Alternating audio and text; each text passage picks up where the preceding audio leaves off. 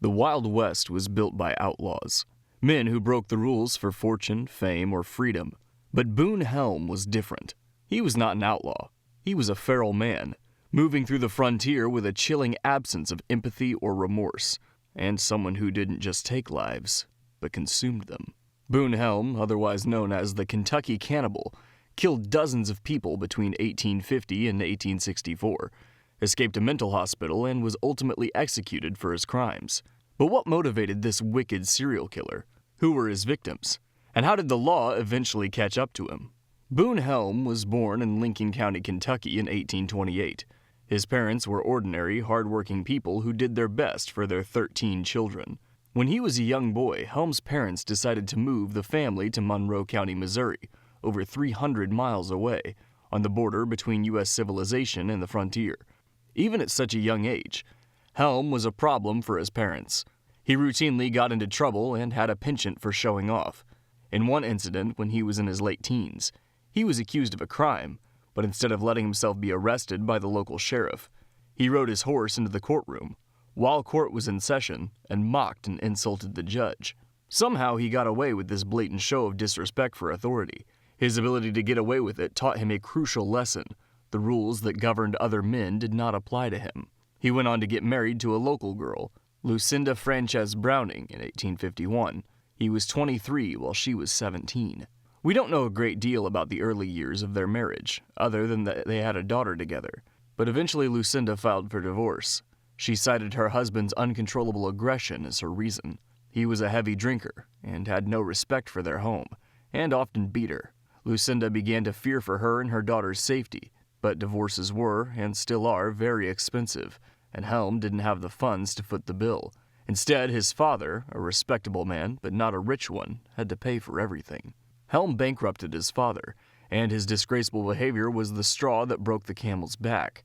After more than 2 decades of bringing nothing but trouble to his parents, their reputation was now in tatters, and they disowned him. With no home to go to and no one in town wanting to employ him, Helm was forced to look elsewhere for work. From then on, his behavior became even more unhinged, and no one was safe from him. Like many men in mid-19th century America, Helm cooked up a plan to go to California in search of gold. But it was a long and arduous journey across the country, spanning more than 2,000 miles. Helm figured things would go easier if he had help. With his parents having disowned him and his siblings ignoring him too, Helm turned to his cousin, Littlebury Chute. Although he initially agreed to accompany Helm on the journey to California, possibly because he needed work and money too, Chute tried to back out not long before they were due to set off. Enraged, Helm pulled a knife on his cousin and stabbed him in the chest. Leaving his body where it fell, Helm rode west on his own. Shockingly, he had no remorse for what he had done. He simply saw Chute, his own cousin, as a means to an end, and became angry when Chute didn't do what he wanted. But it wasn't long before his actions came back to bite him. Chute had a brother and many friends, and they knew that the last person to see him alive was none other than Boone Helm. They already knew that Helm was a man prone to violence and cruelty, so it didn't take much for them to put 2 and 2 together. They rode after Helm and quickly caught up with him, forcing him back to town. He was arrested on suspicion of murder. Historical accounts tell us that Helm acted like a madman in captivity, yelling and spitting at his jailers and talking to himself in his cell. Whether he was putting on an act or whether he really was insane is a detail lost to time, but he was soon transferred to a nearby mental hospital. However, once there, Helm quit his previous antics and became quiet and respectful. This has led many historians to wonder if he was pretending to be crazy to dodge the hangman's noose. Eventually, he persuaded his guard to take him out for walks in the woodland surrounding the hospital. Seeing as he was so well behaved, the guards saw no problem with it. They even believed it was good for him, and the walks became part of Helm's daily routine. But it was on one of these walks that Helm took advantage of the guards' trust and managed to overpower them. Even with 3 armed men trying to restrain him, he broke free and disappeared into the woods. No one ever managed to find him. Escaped convict becomes a serial killer. Boone stole himself some clothes and continued his journey west to California.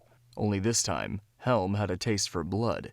If anyone got in his way, he cut them down, and in some cases, fed on their corpses to keep himself going. The Wild West was a relatively violent time in American history, but even then, people were shocked by what Helm did. At one point along his journey, Helm teamed up with a group of 6 other men who were also heading west. They sensed immediately that he was bad news. But on such a long and dangerous trip across the country, they decided to keep him around. After all, 7 guns are better than 6. But it wasn't long before Helm started talking about things that horrified the other men. It's not known why he decided to tell them, but one of the men in the group recalled Helm saying, "Many's the poor devil I've killed, and one time or another, and the time has been that I've been obliged to feed on some of them." It's surprising that any of them could have continued to journey on in his presence after hearing that, but they did. Perhaps they were just as depraved as he was. Perhaps they were able to excuse his actions as being driven by the need to survive, or perhaps they were just too scared of venturing out on their own, and they had to stay together if they had any chance of making it to California. Regardless, the group continued on towards California, and as they moved further onto indigenous land, they were set upon by Native Americans. The attack forced the group into the wilderness as they tried to escape. What followed is one of the most gruesome parts in Helm's already horrific story.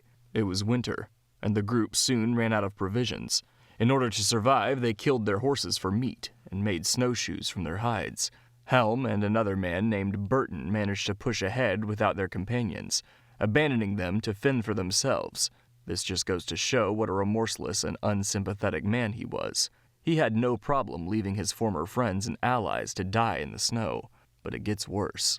When Burton couldn't go any further, Helm abandoned him too, leaving him in an old empty cabin. But Helm only found more empty woodland and a few abandoned buildings on the road ahead. Realizing there was no food to be found, he went back to Burton. It seems likely that he could have been planning to kill him if he wasn't already dead. But according to Helm's own testimony, he arrived just in time to hear a gunshot, and then discovered Burton's corpse. He had apparently taken his own life. But Helm wasn't upset to find that his companion had passed away. He saw it as an opportunity. Helm butchered Burton's body and feasted on one of his legs. He then packed up the other to take with him, leaving what was left of Burton to be covered by the snow and eaten by wild animals. After hiking through the wilderness for several days, Helm eventually stumbled upon a camp, where he met a man called John W. Powell, a geologist who was exploring the frontier. By all accounts, Powell was a good Samaritan who took care of the half-frozen Helm. He gave him food and warm clothes, and when Helm had recovered enough strength, he took him to Salt Lake City in Utah. Despite Helm carrying a substantial amount of money, over $1,400, he never offered to pay Powell for his generosity, and neither did he ever thank him. As soon as they arrived in Salt Lake, Helm left Powell behind without another word. Powell hadn't saved a man. He had merely fed a wild animal that, once sated, simply walked away.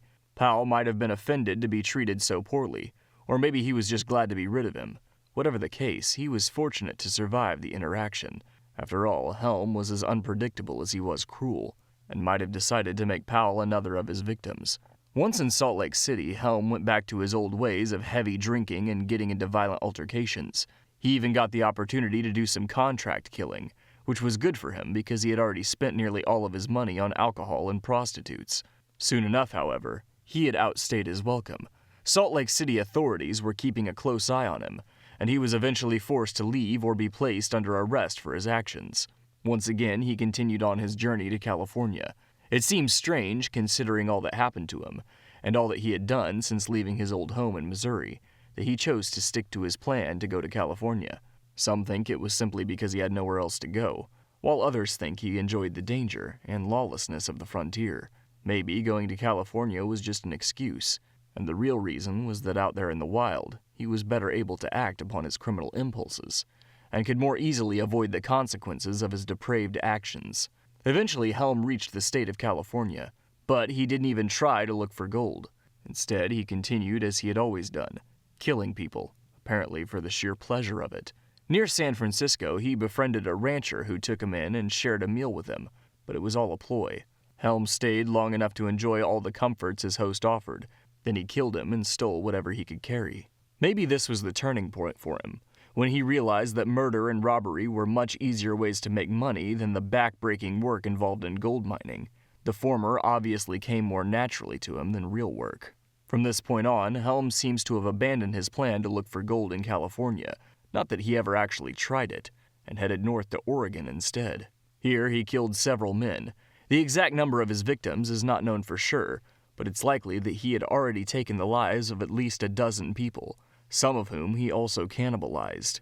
This is already more kills than those of later famous serial killers like Edmund Kemper, the Boston Strangler, and over double as many as the Zodiac Killer. As his victims piled up, people began to hear horror stories about the Kentucky Cannibal and began to feel afraid to go out at night. One of the men Helm killed in Oregon was named Dutch Fred. He had a reputation as a fighter, but he apparently had no quarrel with Helm.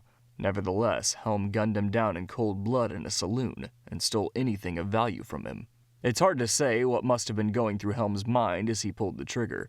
Maybe killing Dutch Fred, a man who could probably have easily beaten him in a fistfight, gave him a thrill. Or maybe he did something to annoy Helm, and in so doing, signed his own death warrant.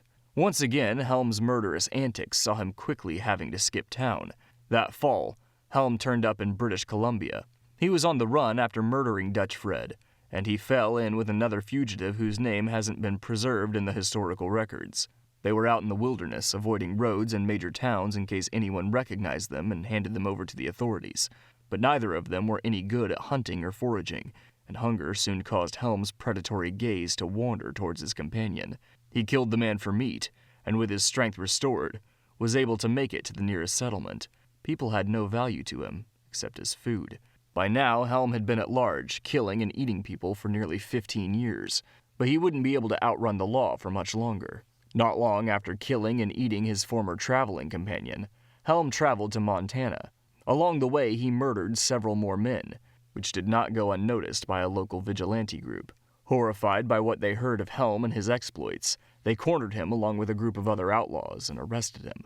At his trial, Helm claimed to have no idea what they wanted him for, and acted with surprise when they accused him of murder, saying he had never killed a man in his life. He even kissed the Bible and swore to his innocence, then accused his friend, Jack Gallagher, who had been captured along with him, of the crimes he himself had committed. Gallagher happened to overhear him, and told the Montana vigilantes exactly what Helm had done. Needing no more evidence, the vigilantes sentenced Helm to death. Finally, after a lifetime of lying, killing, and robbing, Helm wasn't going to get away this time. 6,000 people turned out to watch the executions of Helm and the other criminals. Even while standing in front of the crowds with a noose around his neck, Helm boasted that he wasn't afraid to die. Maybe it was less about fear, and more that he simply saw no value in life, even his own. When the vigilantes took a while to start the executions, Helm almost seemed to grow bored and irritable, as if he had better things to do. He demanded that the vigilantes hurry up and kill him. He said, "For God's sake, if you're going to hang me, I want you to hurry up and do it." His friends, fellow criminals, were hanged first. As Gallagher was executed next to him, Helm watched his former friend dying with a calm smile on his face. Witnesses claimed he said, "Kick away, old fellow. I'll be in hell with you in a minute." In the next few seconds, he leaped off the hangman's box before it could be kicked away from under him, seizing his own end with the same impulsive, unthinking finality that had defined his entire life. Boone Helm is remembered in U.S. history for his complete lack of remorse, his obsession with violence, and most terrifyingly, his predatory practice of cannibalism. He was one of America's most prolific serial killers, but the question remains, was he truly insane, as he often made himself out to be, or was he calmly aware of his criminal actions?